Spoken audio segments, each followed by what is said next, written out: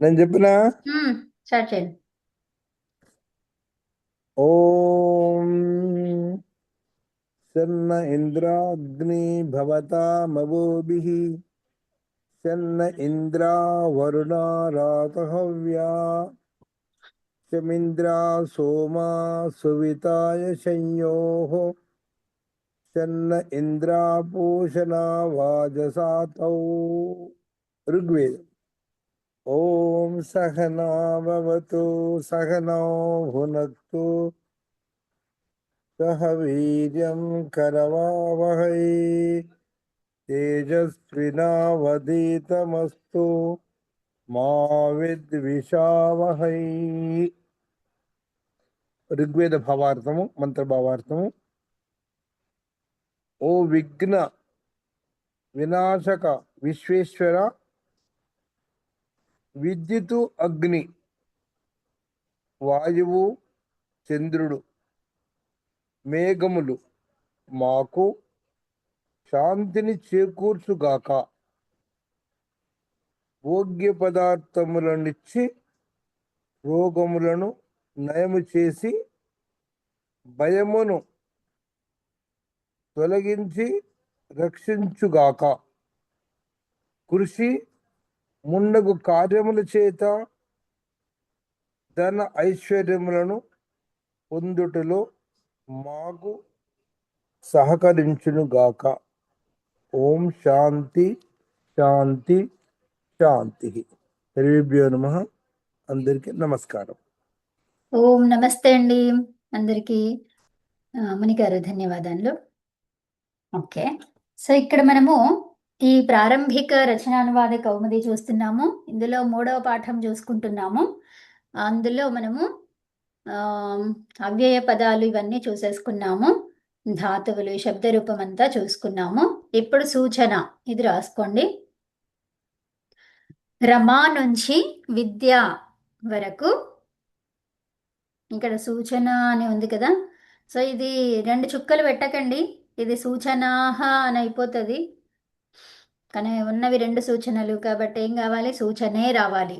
అందుకే అది విసర్గలాగా ఇలా పెట్టకండి, 2 చుక్కలు ఇలా గీత పెట్టుకోండి.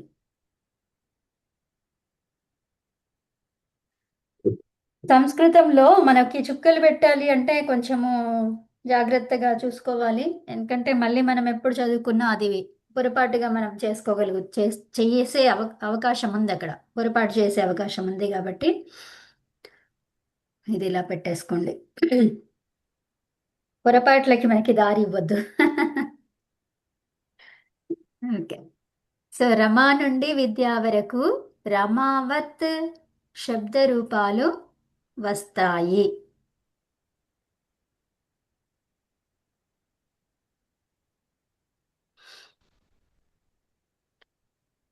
ప్రథమ విభక్తిలో రమా, రమే, రమాహ.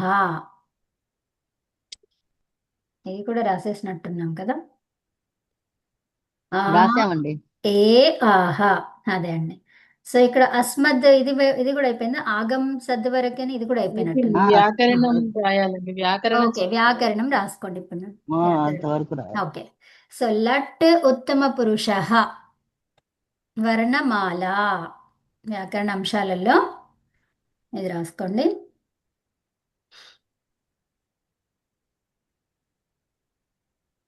అంటే ఇక్కడ ఏం చెప్తున్నారు అంటే, ఇప్పుడు ఈ వాక్యాలు మనకు ఉండే వాక్యాలు ఏవైతే ఉన్నాయో అవి దేనిపైన ఉంటాయి, లట్ ఉత్తమ పురుష గురించి ఉంటుంది. తర్వాత వర్ణమాల కూడా ఉంటుంది. వర్ణమాల అంటే ఏంటి, అన్ని వర్ణాలన్నమాట.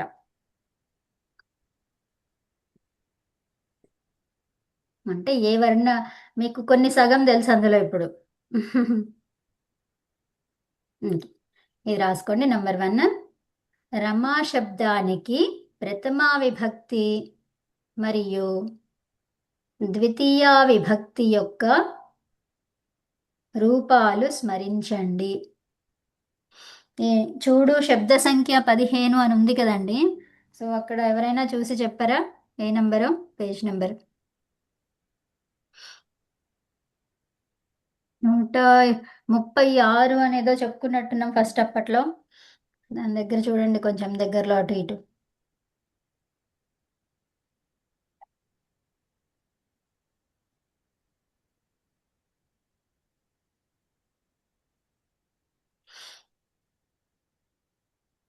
నూట ముప్పై పేజీ 130 పేజీ 130లో రమా శబ్దము అక్కడే ఉందా? 130లో సంఖ్య ఉమ్, 15. 15 ఇక్కడ ఉంది మనకి, చూడు శబ్ద సంఖ్య 15 కదా. 130 పేజ్ నెంబర్ 130.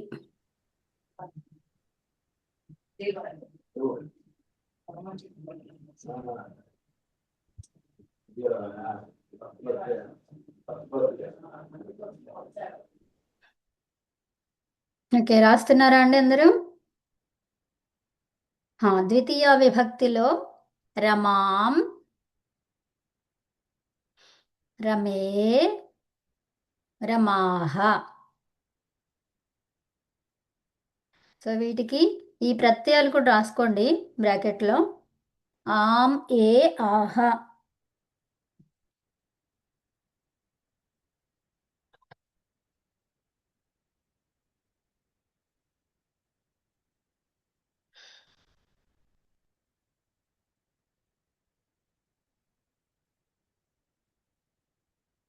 ఓకే, నెక్స్ట్ ఇదే విధంగా రెండవది, మిగిలిన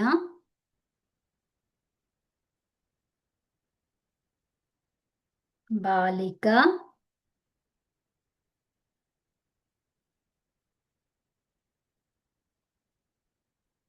మొదలగు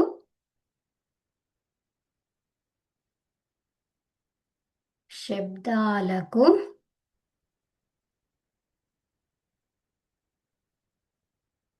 కూడా డాకి దీర్ఘం ఇవ్వండి, కూడా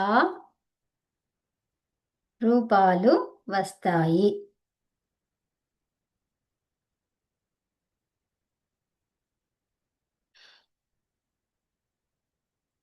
ఓకే, సో ఇప్పుడు బాలిక అనే శబ్దం ఎలా అయింది మనం చూసుకున్నాం కదా. బాలిక, బాలికే, బాలికాహ, బాలికాం, బాలికే, బాలికాహ.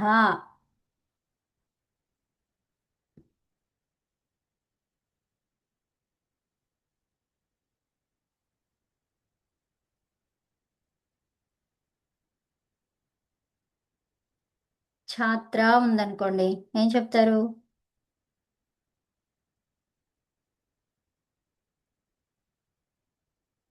మ్మ్. ఇది ఎవరండి? OPPO F9 ఎవరండి వారు? F29.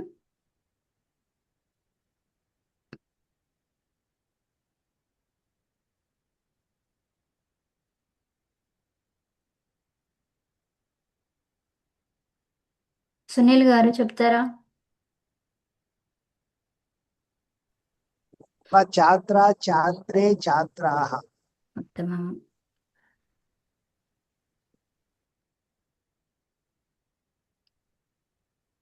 ద్వితీయ విభక్తిలో ఛాత్రాం, ఛాత్రే, మ్మ్. ఛాత్రాః. ఛాత్రాహ. ఛాత్రాం అంటే ఏంటి? బాలికలను, ఇద్దరు బాలికలను, మ్మ్? ఇద్దరు బాలికలను. ఛాత్రాం అంటే ఛాత్ర అంటే ఇది స్టూడెంట్ కదా. ఆ, ఛాత్రే అన్నాం కదా. అనలేదు, ఆ, ఛాత్రాం అన్నాము. ఛాత్రాం అన్నావా?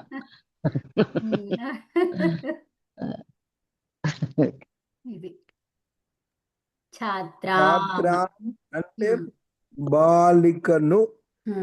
బాలిక కాకుండా స్టూడెంట్, విద్యార్థిని. విద్యార్థులను అనాలంటే మరి ఏమనాలి? ద్వితీయ విభక్తిలో ఏమనాలి? ఛాత్రం అన్నారా? మీరే చూడండి ఛాత్రం ఏమంటారు.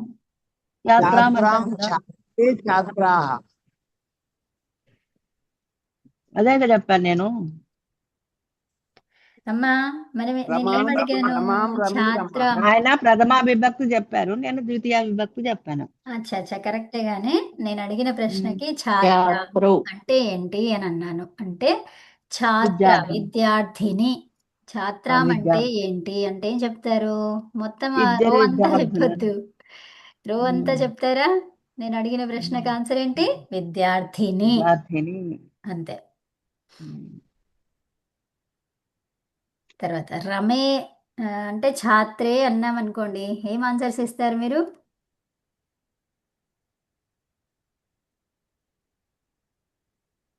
ఇద్దరు విద్యార్థులను.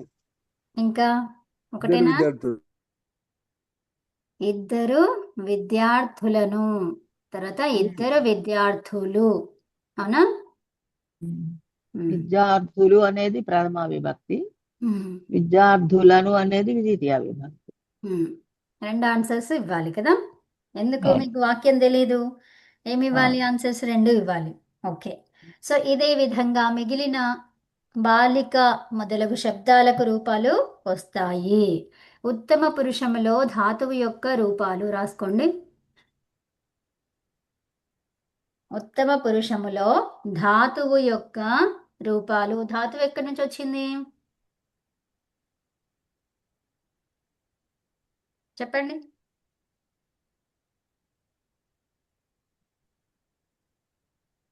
ధాతువు నుండి వచ్చింది మేడం. ఎక్కడి నుండి? ప్రకృతి ప్రకృతి నుండి. నుండి.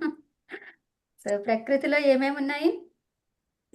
ప్రాతిపదికలు, ప్రాతిపదిక ధాతువులు. ధాతువులు. ధాతువులు. సరే రాసుకోండి. మరి ధాతువుని అలాగే వాడొచ్చా? పదంగా చేసి వాడాలి, వాడొచ్చా అంటే ప్రశ్నకు ఆన్సర్ ఏంటి? వాడకూడదు. అది ఎందుకని? దాన్ని పదంగా కూడా మార్చుకోవాలి. మార్చుకోవాలి, మార్చుకోవాలి. పదంగా మార్చుకొని వాడాలి. ఎవరు చెప్పారు అలాగా పదంగా మార్చాలి అని? మహర్షి చెప్పారు. అదే ఏంటి అది? ఎవరు సూత్రం. అంటే అది వాక్యం ఏంటో చెప్పాలి. ఆ పదం నా ప్రయుంజిత. ఆ పదం నా ప్రయుంజీత అనే వాక్యం చెప్పింది. ఓకే, అదొక నియమం అన్నమాట. ఏంటది? ఒకసారి అది రాయండి. అపదం నా ప్రయుంజీత. కరెక్టేనా మేడం? కరెక్టే. ఇది ఓకే, ఇదేంటి? ఒక నియమం అన్నమాట.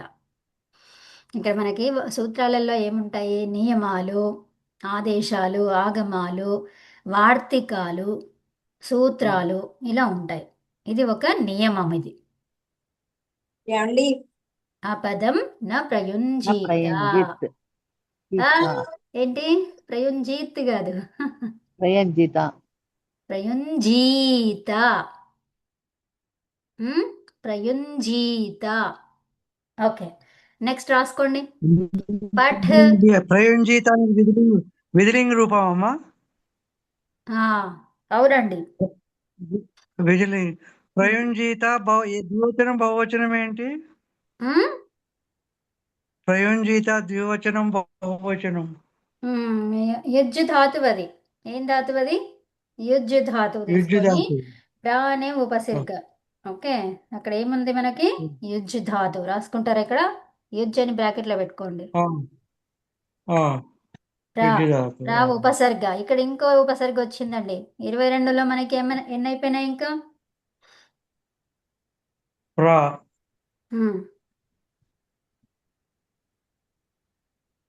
ఎన్ని అయిపోయినాయి? 22 నుంచి మనకి ఆ చెప్పుకున్నాము, ఆగచ్చతిలో ఆ చెప్పుకున్నాము, ఆంగ్ ఉపసర్గ చెప్పుకున్నాము. ఇక్కడ ప్రా అనే ఉపసర్గ వచ్చింది. 2 అయిపోయినాయి కదా. సో ప్రయుంజీతాలో మనకి విధిలింగం ఎందుకన్నారు మీరు? విధిలింగులో త్ ఉంటది కదా. సో విధిలింగులో ఇది ఆత్మనేపదమా పరస్మైపదమా? ఆత్మనేపదమా? చెప్పండి. తా ఉంది అక్కడ. తా ఉందంటే ఆత్మనేపదం ఉత్తమం. సో యుంజీత, యుంజీయాతాం, వందత, వంద, వందేయాతాం అలా అంటాం కదా. యుంజీత, యుంజీయాతాం, యుంజీరన్ అంటే ప్రా పెట్టండి. ప్రయుంజీత, ప్రయుంజీయాతాం, ప్రయుంజీరన్. ఓకేనా? విధిలింగులో అది ఉన్నటువంటిది, అలాగే చెయ్యాలి అని చెప్తున్నారు కదా. సో అది నియమము. నియమం ఇంకా చేంజ్ కాదు, ఇంకా అలాగే ఉంటుంది. నెక్స్ట్ పఠ అనేది పఠామి. పఠ ధాతువుకి మనకి మూలంలో రాసుకున్నాం కదా, పఠ వ్యక్తాయాం వాచి అలా రాసుకున్నారు కదా. పఠామి ఆమె, పఠావహ ఆవహ, పఠామహ ఆమహ. మిగిలిన ఆగం ఇత్యాది ధాతువులతో కూడా రూపాలు వస్తాయి. ఇదే విధంగా రూపాలు వస్తాయి అని రాయండి ఇక్కడ. ఇత్యాది ధాతువులతో కూడా ఇదే విధంగా, ఇక్కడ కూడా రాసిన తర్వాత ఇదే విధంగా రూపాలు వస్తాయి.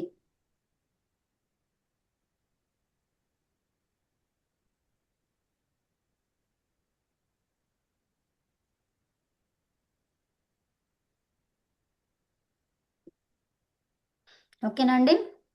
ఇది మధ్యలో అదేంటండి, మిగిలిన ఆగమ ఇద్యతేనా ఏంటవి? ఉమ్. ఇక్కడ ఇదే మిగిలిన ఆగమ ఆగం ఇద్యతి. అమ్మమ్మ, ఆగం ఏంటది? ఆగం. మకారానికి ఇది పొల్లు ఉంది కదా, సో ఆగం. ఇత్యాది, ఇత్యాది అంటే మొదలగునవి. ఓకే. మొదలగునవి, మొదలగు ధాతువులతో కూడా ఈ విధంగానే రూపాలు వస్తాయి. ఇత్యాది మొదలగు ఎట్సెట్రా అంటాం కదా, అది. అదే. మరి మనకి ఉన్నవి ఆగం అనేది ధాతువు, ఆ అనేది ఉపసర్గతో గమ్ ధాతువు తీసుకున్నాం. సో ఇప్పుడు ఏమవుతుంది? ఆగం. గమ్ ధాతువు గమ్మే ఉంటుందా? ఆగచ్చామి అది వస్తుంది. ఏమొస్తుంది? అవును. ఆగచ్చామి, ఆగచ్చావహ, ఆగచ్చామహ అలా వస్తుంది. నెక్స్ట్ స్థాధాతువు తిష్టతి. సో తిష్ట ఏం చెప్పాలి? తిష్టామి, తిష్టావహ, తిష్టామహ. మ్యూట్ పెట్టేసుకోండి, నేనే చెప్తానులే. లేట్ అవుతుంది, మీకు తొందరగా చెప్పట్లేదు మీరు, అందుకని నేనే చెప్పేస్తా. సో పిబ పా ధాతువు. ఓకే, సో పిబామి, పిబావహ, పిబామహ. తర్వాత ఘ్రా ధాతువు. ఘ్రా ధాతువుని చూసుకుంటే జిఘ్రా అనేదానికి జిఘ్రామి, ఆమె తీసుకున్నాం కదా. సో జిఘ్రామి, జిఘ్రావహ, జిఘ్రామహ ఇలా వస్తుంది. తర్వాత సదా తీసుకుంటే సీదామి, సీదావహ, సీదామహ ఇలా వస్తుంది. నెక్స్ట్ మూడో పాయింట్ రాసుకోండి, థర్డ్ది. లట్, లోట్, లంగ్. విధిలింగ్ లో, ఇది చూస్తూ మంచిగా రాసుకోండి తప్పు లేకుండా.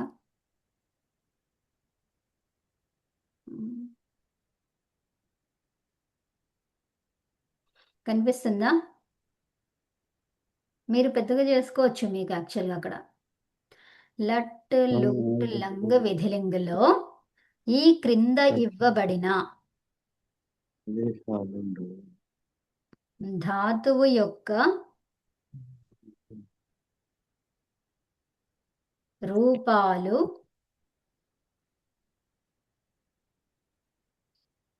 ఈ విధంగా ఉంటాయి.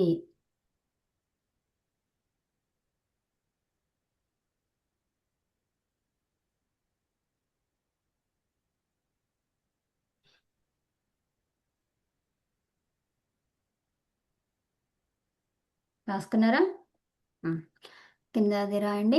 గమ్ అనే ధాతువుకి గచ్చ్ ఆదేశం చెప్పుకున్నాం కదా. సో మళ్ళీ చెప్పుకుంటాము. గమ్ అనే ధాతువుకి సూత్రం, ఒక పెద్ద సూత్రం ఉంది. 11 ధాతువులు ఉన్నాయి. దాంట్లో గమల్రి గథౌ అంటే ఈ గమల్రి అనే దానికి గచ్చ అనేది ఆదేశం వస్తుంది.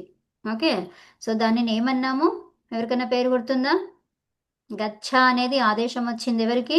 గమ్ అనే ధాతువుకి. సో అలా రావడాన్ని ఏమన్నాము? ఆది ఆగమ కాదు, ఆది ధాతువుకి ఏమొచ్చింది? ఆదేశం వచ్చింది. అలా చెప్పడాన్ని ఏమంటాం? ధాతురీతము ధాత్వాదేశం ఏమంటాము? ధాతువుకి ఆదేశం అయితే ధాత్వాదేశం, ప్రత్యయానికి ఆదేశం అయితే ప్రత్యాదేశం దేశః. ధాత్వాదేశః. సో ధాతు స్థానంలో కంప్లీట్గా చేంజ్ అయిపోయింది అది, అవునా? సో అప్పుడు ఏమనాలి? ధాత్వాదేశః. ఉమ్.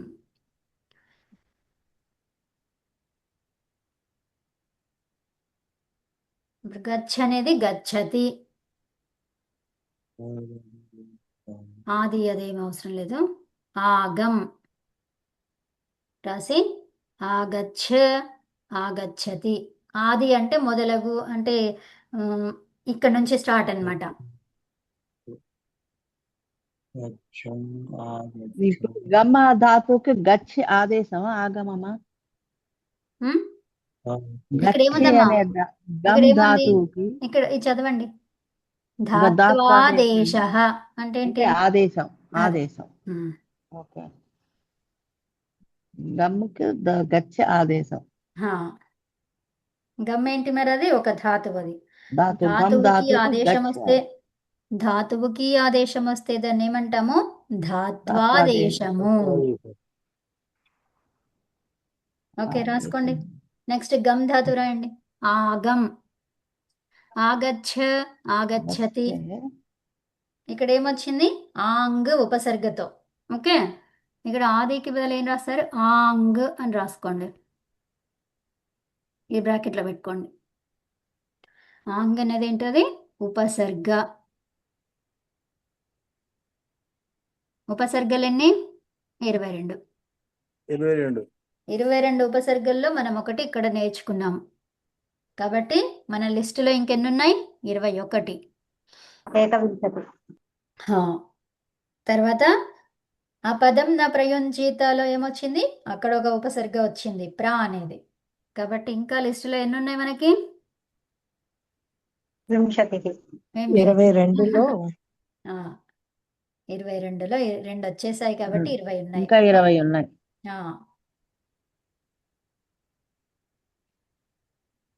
నెక్స్ట్ దృశ్య ధాతువు పశ్య పశ్యతి.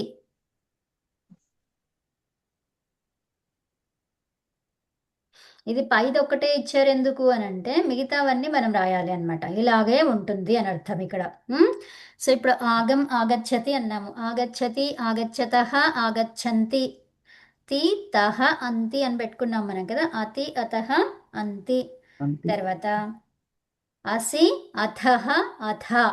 ఆమి ఆవహ ఆమహ.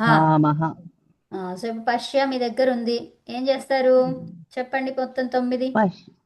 పశ్యతి పశ్యతి పశ్యతః పశ్యంతి. మధ్యమ పురుషులో పశ్యసి పశ్యతః పశ్యత.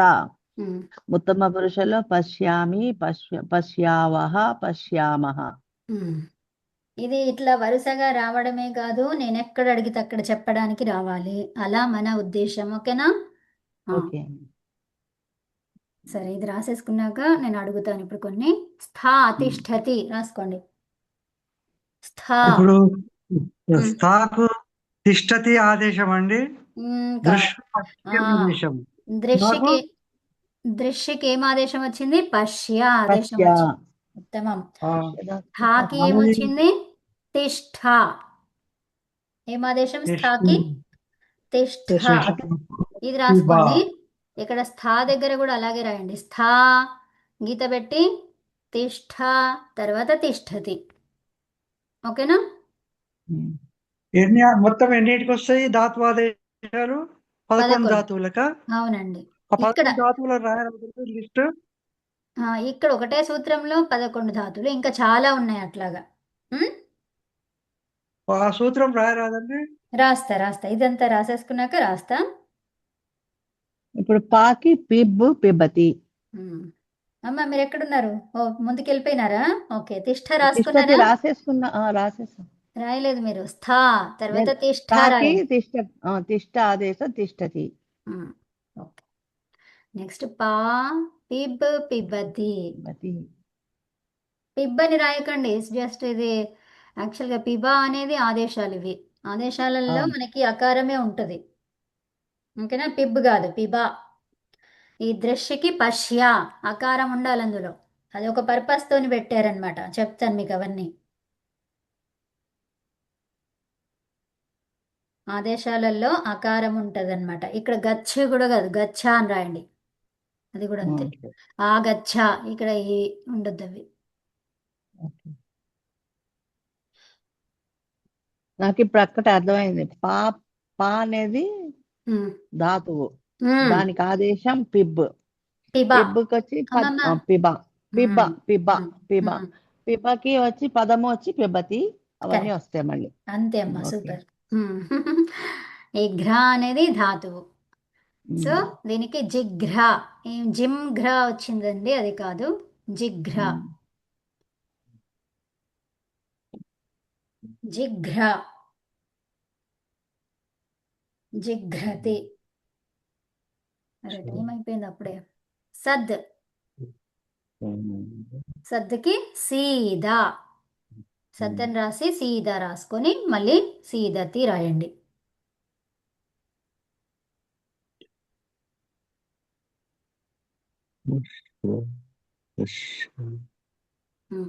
నెక్స్ట్ ఇది రాసుకోండి. లృట్ లకారములో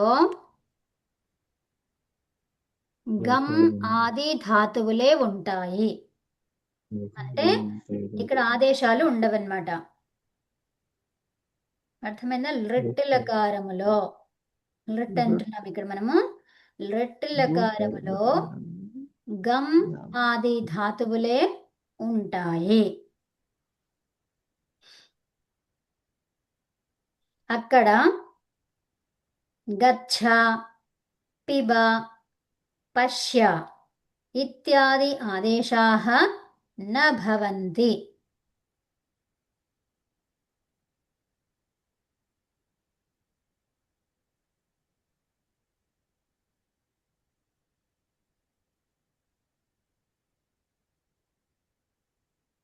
ఇలాంటి ఆదేశాలు ఉండవు. లృట్ లకారములో గమ్ ఆది. గమ్ ఆది అంటే ఇక్కడ గమ్, గమ్ అనే ధాతువుకి గచ్చ వచ్చింది. అట్లాగే దృష్ అనే ధాతువుకి పశ్య వచ్చింది. పా అనే ధాతువుకి పిబా వచ్చింది. స్థా అనే ధాతువుకి తిష్ఠ వచ్చింది. ఘ్ర అంటే జిఘ్ర వచ్చింది. ఇలాంటివి అన్నమాట. ఆది అంటే ఆదిగా ఉన్నటువంటి మొత్తం కంప్లీట్గా 11 ధాతువులు ఏవైతే ఉన్నాయో వాటికి ఆదేశాలు ఇలా రావు అంటున్నారు. ఓకే, సో ధాత్వాదేశము కాదు అని అర్థం. అమ్మ లుట్ అంటే భవిష్యత్ కాలం కదా? అవునండి. లృట్ అంటే ఏ రోజటి భవిష్యత్తు కాలము? అద్యతన. రెండు భవిష్యత్తులు ఉన్నాయి మనకి కదా, లృట్ తర్వాత లుట్. దీన్ని రివర్స్ రాయండి, ఏమైతుంది అది? ల్రి అనేది ఈ కొమ్ము ఉంది కదా, ఈ కొమ్ముని ఇలా పెట్టండి. అవును. లుట్ అయిపోయింది అప్పుడు. అవును. అవునా? లుట్, లృట్. చాలా సింపుల్ గా ఒక్కటి గుర్తుంటే మనకి రెండోది ఆటోమేటిక్ గా వచ్చేస్తుంది. కొంచెము ఇప్పుడు లుట్ అంటే ఈ రోజు అంటే జరగబోయేది. కరెక్ట్. ఆ లుట్ అంటే అమ్మా రేపటి భవిష్యత్తు, ఈ రోజు కాని భవిష్యత్తు. ఓకే, అనద్యతన. ఇది అనద్యతన. ఏం చెప్తారు? ఈరోజు కాని అంటే మరి రేపు ఎల్లుండి అలా చెప్పకుండా ఏం చెప్తారు? అనద్యతన. మనకి ఏది కావాలో తెలియదు కదా, అందుకనే అవును. అద్య అనద్య అంతే అన్నారు. ఇంకా ఇవి మనం పర్టికులర్ గా చెప్తే అప్పుడు ఇది తీసుకుంటాం, రేపటి భవిష్యత్తు కాలం. అమ్మ ఇప్పుడు సహ పఠిష్యతి అన్నాం అనుకోండి, సహ అంటే ఇప్పుడు పఠిష్యతి అనేది ఇప్పుడు లుట్ లోకి వస్తుందా, అది లుట్ లోకి వస్తుందా? పఠిష్యతి అనేది రెట్టులో వస్తుంది.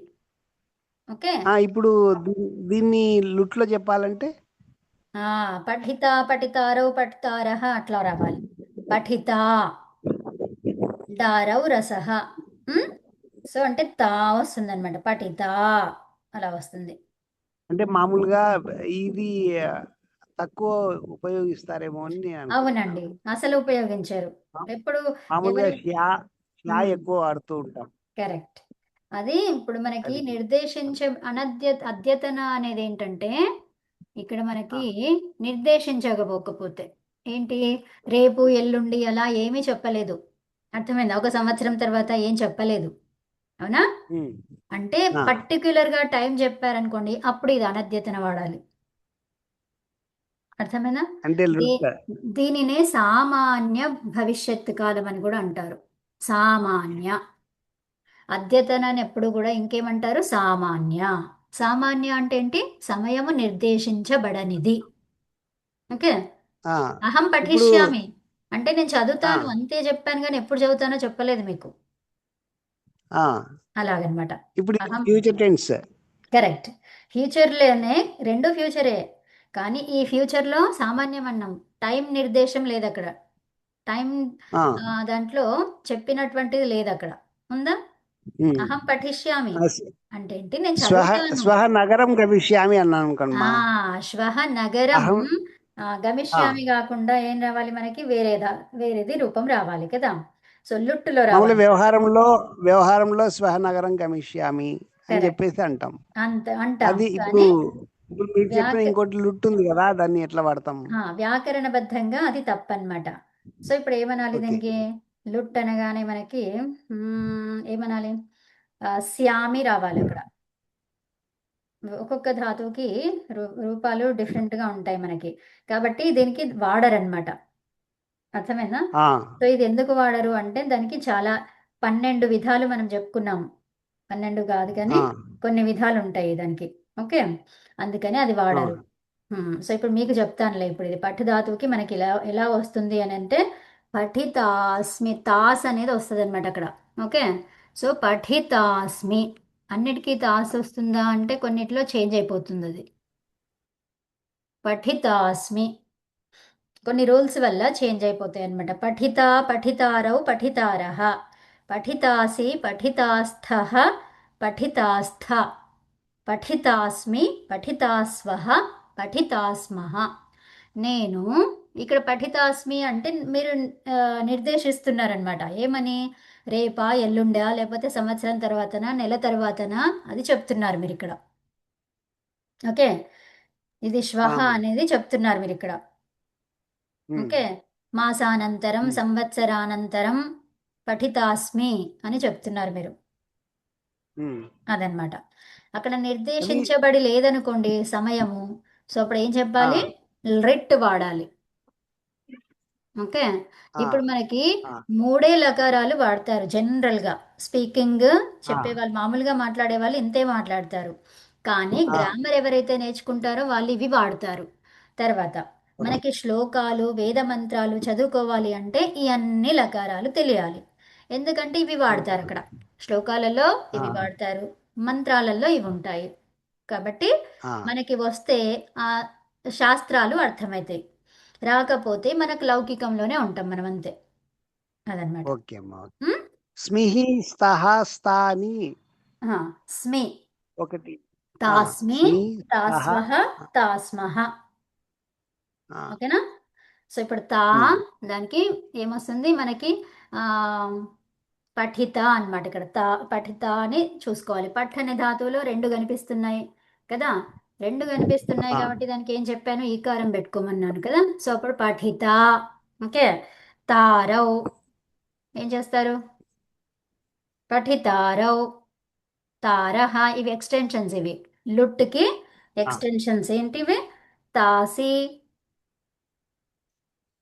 తారౌ. తాస్థః, ఆహా.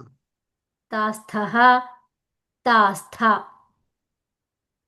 మనకి మూల ప్రత్యయం యొక్క ఎక్స్టెన్షన్స్ వచ్చినాయి అనుకోండి, ఇవి మనము ఈజీగా గుర్తుపెట్టుకోవచ్చు. తాస్మి, తాస్వహ, తాస్మహ. తాస్మిహ. ఇప్పుడు చెప్పండి, ఇంకా పట్టించాను ఏం చెప్తారు? పఠిత, పఠితారౌ, పఠితారః, పఠితాసి, పఠితాస్థః, పఠితాస్థః, పఠితాస్థ, పఠితాస్మి, పఠితాస్వః, పఠితాస్మః. ఓకేనా? పఠితాస్మి హస్ ధాతువు ఇచ్చాను. ఓకే. ఏం చెప్తారు? హసిత. చెప్పండి, మీరే చెప్పండి అది. హసితారౌ హసితారః ఉమ్. తర్వాత హసితాసి ఉమ్, హసితాస్తః ఉమ్, హసితాస్త ఉమ్, హసితాస్మి ఉమ్, హసితాస్వః ఉమ్, హసితాస్మః. ఉమ్. ఉత్తమం. సో వద ధాతువు ఎవరన్నా చెప్తారా? వద ధాతువు ఏంటిది? అది ఆత్మనేపది. ఆత్మనేపది వద్దులే ఇప్పుడే. వద వద వ్యక్తాయం వాచివా. వద ధాతువు చెప్పొచ్చు మీరు. వద పరస్మైపదిమా. అవునమ్మా, అవునండి, చెప్పండి. యా, వంద కాదు కదా నేను చెప్పింది. పరస్మైపదే కాబట్టి చెప్పండి. ఎవరైనా చెప్తారా? వదిత వదితారౌ వదితారః వదితాసి వదితాస్థః వదితాస్థ వదితాస్మి వదితాస్వః వదితాస్మః. అంటే ఇక్కడ మనము సమయం నిర్దేశించబడింది అని అర్థం చేసుకోవాలి. అక్కడ వాక్యంలో అది ఉంటుంది. అది లేదు అంటే ఎక్కడికి వెళ్ళిపోవాలి? రెట్ లకారం, అదే సామాన్యం. అద్యతననే సామాన్యం. ఓకేనా? నెక్స్ట్ ఓకే రాసుకోండి. యా, లట్ లకారంలో గమ్ ఆది ధాతువులే ఉంటాయి. అక్కడ గచ్చ పిబ పశ్య ఇత్యాది ఆదేశాలు ఉండవు అని రాశారు కదా. ఇప్పుడు మన ద్వారకనాథ్ గారు అడిగారు ఆ